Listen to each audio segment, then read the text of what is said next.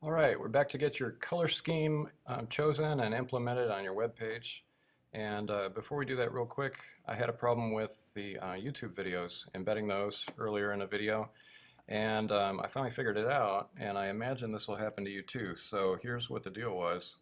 When we had our video and then went to share, and then it gives you the code here. Remember to pick the size that's right for your area. Some of these will be too big. And then probably don't do suggested videos. But then here's the problem is in this part of the code right here, and this is very odd that this is happening on here. I'm kind of surprised. But they're missing something in the link right here, src equals, and then it just has / www.youtube.com, etc. So it's missing http://. So when you copy that, if this happens to you, your video won't work. And when you get into Dreamweaver, then you need to add in this http:// right there in front of the //. And then it works just fine. So that's a weird thing that I'm kind of surprised that's happening on YouTube, but there it is. So back on, I'm on colorschemedesigner.com. And it starts out on this red monochromatic color wheel. And the thing with monochrome color schemes is that all the colors are very much alike, and you need some contrast in color. So usually I use the complement color wheel, and then we have some contrast with the color right across. I usually don't use triad or tetrad or any of these others because then you get too many different contrasting colors. There are exceptions to that once in a while, but usually complement works out about right because we're actually getting more colors than just these 4 that it shows here. We're also going to get all these. So I'm going to kind of go around here. Maybe I kind of want blues and browns and beiges around in that area. And I've got a really contrasty color, but I don't have much contrast from light to dark, which is also very important if you're going to have text show up over some other color. You need either dark text on a light background or light text on a dark background. So no matter which one you pick, you're going to need to go to Adjust Scheme down here and change the saturation and the brightness. Saturation will turn the amount of color down, make it more grayish. And then brightness will make all the colors either lighter or darker. And then you'll either, for the contrast, you'll make the darks probably darker. So that's this one, they call it the shadows. So you can see over here in this sample, if I move this down, they're very light. If I move it up here, see I need something kind of dark so I can have some dark text to go on my light background. And then if I move it left to right, the farther I go to the right, the more I'm making my brights brighter. So I'm going to actually move it all the way to the right because I want a color that's almost white. Okay, and then once I have that there, I have all these to choose from. And actually, if you go to color list down here, then here's the full list. And what you do then to save, and also to even just check these before you save, you can always come back to this, is go to Export, and then HTML and CSS. And then sometimes once you see great big swatches of these, you go, ooh, wait a minute, I don't like this scheme that much after all. So then you might want to change, like this actually is not as white as I wanted, so maybe I want to go back and kind of redo this a little bit, adjust scheme. And I'm not sure if I can make those whites any whiter, but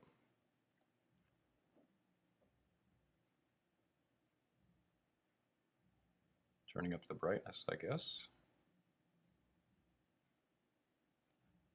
Maybe do it. And then, you know, try again, export HTML and CSS. Yeah. Then this isn't my actual color scheme that I'm going to use, but you get the idea.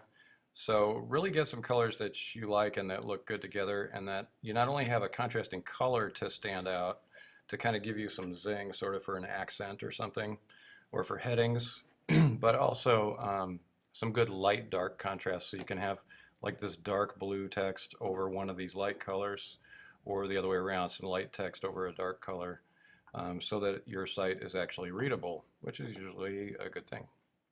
So I've got another one that I saved that I'm going to use, but here's what you would do to save this, because we're going to put this in the folder with your site and open it up in Dreamweaver and do something a little bit different with it than we've done before. So in your browser, you'll go File, and then Save Page As is what Firefox calls it, but different browsers call it different things. Safari, Chrome might have the wording slightly different, but you need to save the page, and then just save it into your site. So here's my site folder on the server, and then here's the one I saved before that I'm actually going to use. Okay, and then you've got that in there, and then we're done with the browser for now. And you've got your site. I was messing around with the colors on this a little bit, so that's why these aren't the same colors as last time. I couldn't remember what they were, so I just kind of made them gray. Most of them. Still got one yellow back there. And so what we're going to do is open up in the Files panel. You should be in your site, and you should see your color file in there. If it's not there yet, hit that refresh button, the curved refresh arrow, and then it should show up. And we're just going to double click it. It's just an HTML page, so it'll open in Dreamweaver. And we're going to do something different that actually I've not used this very much before, but it comes in really handy on this one, it turns out. So we're going to go to Assets over here, which is in the Files panel. And if yours is closed and you only have files there, or if you don't even have files, go up to Window,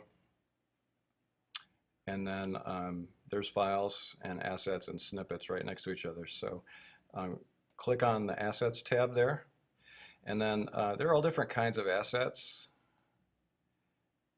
They could be images, colors, links, video clips, all kinds of things.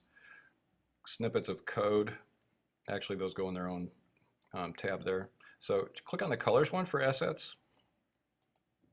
If you're on the site button right there, the site radio button, it'll have a whole bunch of colors in here that Dreamweaver has found in your site so far in all your site files for this project. And usually that's not super helpful to work with, at least not on what we're doing. So click on favorites. If you have any in here already for some reason, you can click on them and then hit this minus button down here, and that'll get rid of them. What you don't want to do is clear that out if you have any.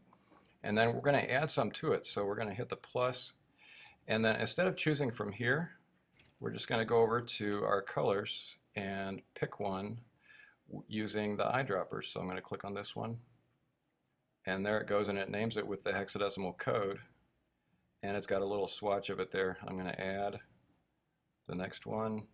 You don't absolutely have to add all of these. Like, I know I'm not going to use all of these darkish ones, so I'm just going to get kind of the one that's mostly brown, the one that's a really dark blue, and then this sort of dark blue, and then the goldish color over here. Okay, which is plenty. You can do this whole thing with probably 4 or 5. You definitely don't need this many, but I'm not sure totally which ones I'm going to use. So I added them in there. Okay, so those are in your favorites of your colors section of your assets. And then we're done with this page from Color Scheme Designer, and we don't even need those color codes anymore, because we're going to assign these colors to our different areas of our site using kind of a different way, using these swatches that are down here in the favorites. So to start applying our color scheme, you just need one of your pages of your site open, and it is linked to this layoutstyles.css page, and this CSS page, the same one, is linked to all your other pages as well. So when we change the colors in the CSS for this page that we've got open here, no matter which one you've got open, it's going to change for all your other pages too. So that's one of the great things about working with an attached CSS file, is you only have to make all the changes once, even if you had 100 pages in your site. So I'm going to start, sometimes I start with the body and kind of work in, sort of from the biggest into the most detail, but actually this time, to make sure that my content area is very readable to start out with, I'm actually going to start with this area in here, And if I'm not sure where this would be in the CSS, which of those styles, I can just select something in there or click in there and then come down here to this gray bar at the bottom. It has a name, but I don't never remember the name of it. And it says there's a P tag. So there's the paragraph I was clicked within. And then it says I'm in the div that has the name of main. So if I click on that, it selects that whole div just in case I wasn't sure. So that tells me I'm looking for main over here in the CSS. So there are some links here that are in main, okay, that we'll want to edit. But right now we're just starting with main right there. And I can either double click on it and edit foreground color here and then go to the background tab over there and edit background color there. And then I've also got borders. If I have a border on this, then I can edit colors in there. Or if I'm on all right here and I've got this little panel showing that shows the current properties for main, then I can edit the color right here. So on ones where you have that showing and it's convenient, it's probably easier to do it right here instead of opening up the dialog box. So I'm just going to open up background color. I'm just clicking on it, and now I've got the eyedropper again, and instead of choosing one of these or typing in a code, I'm just moving down to my swatches down here, and I'm going to try one of these light ones and just click on it like right there. And then it just changed in there, and it also changed on my page.